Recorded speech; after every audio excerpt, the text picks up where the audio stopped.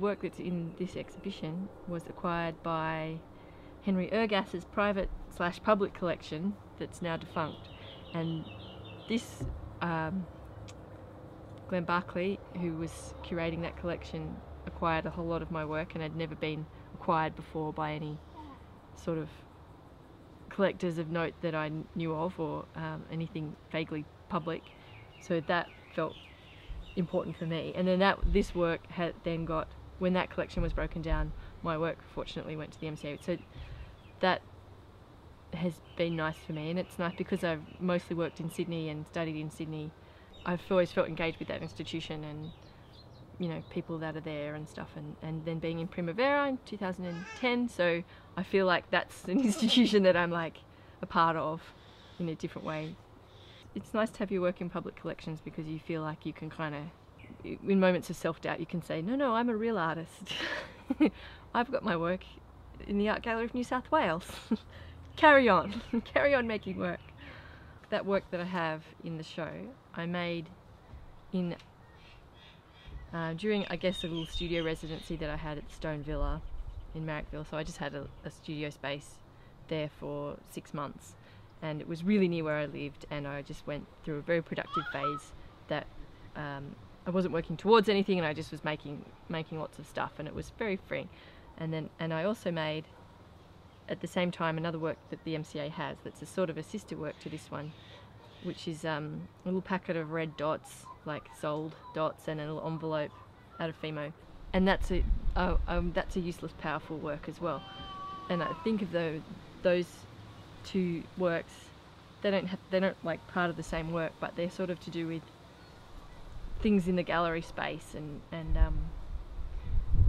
you know, the things that you find there that aren't the artwork, but that are the context, that symbolise the relations and all the things that go on in that space. So then there's practical things as well that you just see in that space, or things that appear in that space that aren't artworks. But then of course they're artworks because I've made them. But I studied photography, and I did a lot of just straight photographic work when I was a student for a long time, and a little out of school, and video work as well.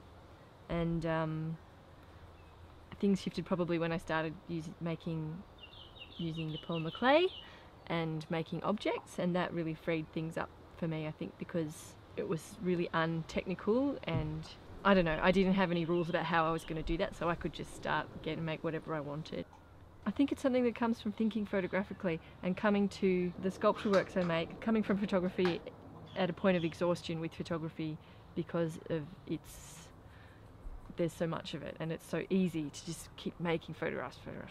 You block everything out, you frame it, you go, there's my photograph. It's not the rest of the world, it's just that bit of it. But then you make another one and another one and another one, and it ends up being the whole world.